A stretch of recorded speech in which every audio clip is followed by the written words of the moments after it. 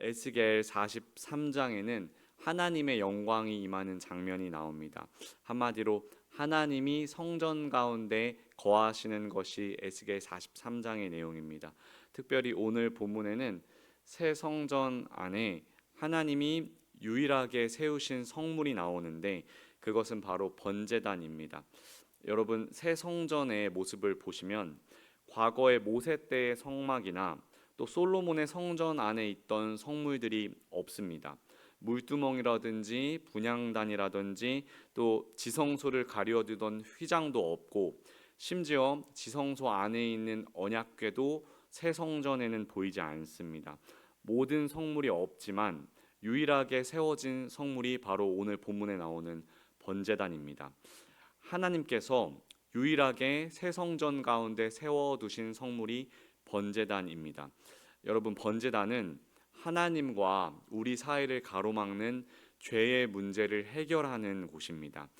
죄의 문제를 해결받지 않고는 하나님을 결코 만날 수 없다는 것을 분명히 하시기 위해서 하나님께서는 새 성전에 번제단을 세워 두셨습니다. 여러분, 성전은 죄 사함을 받는 곳입니다. 죄 사함을 받는 자리가 예배의 자리인 것입니다.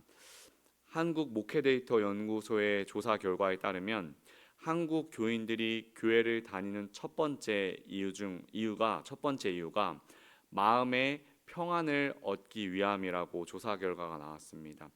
위로가 되는 말을 듣고 힐링이 되는 말을 들어서 마음의 평안을 추구하는 것이 우리 한국 교회 대다수의 교인들이 교회를 출석하는 첫 번째 목적이라고 합니다. 여러분, 하나님도 우리 모두가 마음이 평안하기를 원하십니다. 그런데 평안을 얻기 위한 필수 과정이 있는데 그것은 바로 번제단의 제사입니다. 번제단에서 죄 사함을 받아야만이 평안이 따라오게 되는 것입니다. 하나님과 우리 사이를 가로막는 죄의 문제가 해결되어야만 비로소 하나님과 우리가 연합할 수 있고 하나님 안에서 평안과 축복을 누릴 수 있는 것입니다. 우리 43장 8절 말씀 함께 읽어보겠습니다. 그들이 그 문지방을 내 문지방 곁에 두며 그 문설주를 내 문설주 곁에 두어서 그들과 나 사이에 겨우 한 담이 막히게 하였고 또 그 행하는 가증한 일로 내 거룩한 이름을 더럽혔으므로 내가 노하여 멸망시켰거니와. 아멘. 이 말씀은 이스라엘의 왕들의 죄를 지탄하는 말씀입니다. 하나님의 성전과 이스라엘 왕이 살던 왕궁은 담 하나를 사이에 두고 있을 만큼 가까웠습니다. 근데 이스라엘의 왕들은 성전에서는 하나님을 예배하고 곧바로 담 너머 왕궁에서는 온갖 죄와 우상 숭배를 저지르면서 이스라엘 백성들 전체까지 다 타락하게 만들었습니다. 하나님을 업신여겼던 것입니다. 하나님께서 새 성전을 보여주시는 가운데 이런 죄를 지적하시는 것은 이제 새 성전으로 나오는 백성들은 왕들이 지었던 가증한 죄와 음란한 죄를 버려야 된다고 말씀하시는 것입니다.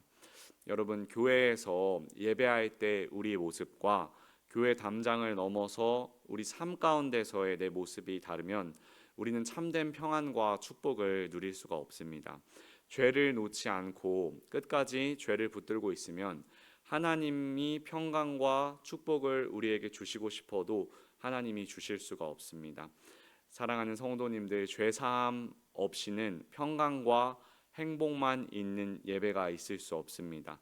죄 사함 없이 하나님과 교제할 수 없고 기도 응답도 받을 수가 없습니다.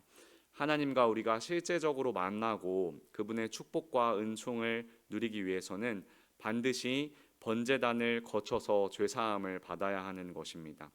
이 시간 오늘 묵상을 통해서 죄 사함의 은총을 누리시고 하나님과 깊이 교제하는 자리로 나아가실 수 있기를 주님의 이름으로 축복합니다. 우리가 죄 사함의 은혜를 받기 위해서는 하나님만을 바라보아야 합니다. 오늘 본문 13절에서 17절 말씀에 번제단의 형태가 어떻게 생겼는가 하나님이 말씀하십니다. 번제단은 3층으로 되어 있습니다. 육면체의 사각형이 1층에 놓여져 있고 2층에도 그렇게 육면체 사각형이 놓여져 있고 그렇게 3층까지 쌓여진 것이 새 성전의 번제단 형태입니다. 1층의 육면체가 가장 넓고 크고 한 층씩 올라갈수록 작아집니다. 여기 3층 맨 위에서 희생 제물을 태워서 제사를 드리게 되는데 3층까지 높이가 약 6m로 아주 높기 때문에 제사를 드리러 올라가기 위해서 하나님께서 계단을 놓아 주셨습니다.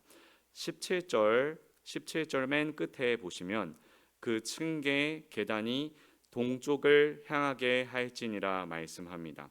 그러니까 3층에서 제사장이 번제를 드리고 아래쪽으로 내려가려면 계단이 동쪽을 향하게 놓여져 있습니다. 동쪽 방향으로 내려가게 되는 것입니다. 반대로 얘기하면 번제단으로 올라가서 제사를 드리려면 동쪽을 등지고 서쪽 방향을 향해서 올라가는 형태입니다. 여러분, 서쪽을 향한다는 건 하나님을 바라본다는 것입니다. 왜냐하면 번제단 서쪽 방향에 하나님이 거하시는 성소가 있었기 때문입니다. 하나님이 계신 성소, 서쪽을 향해서 나아가야만 희생제사를 드리고 제사함을 받을 수 있었던 것입니다. 사랑하는 성도님들, 하나님을 향해서 나아갈 때 우리는 죄사함의 은혜를 누릴 수 있습니다.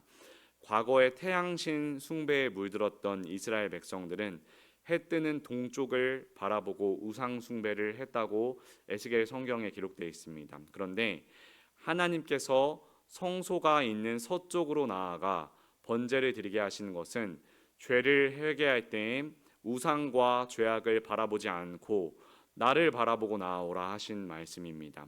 나를 향해 나와서 살아나라, 죄사함을 받으라 말씀하시는 것입니다.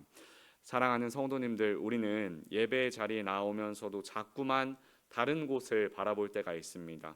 내 죄책감을 바라보고 우리 과거의 잘못을 바라봅니다. 혹은 내 삶의 문제만 바라보면서 예배당에 나올 때가 있습니다.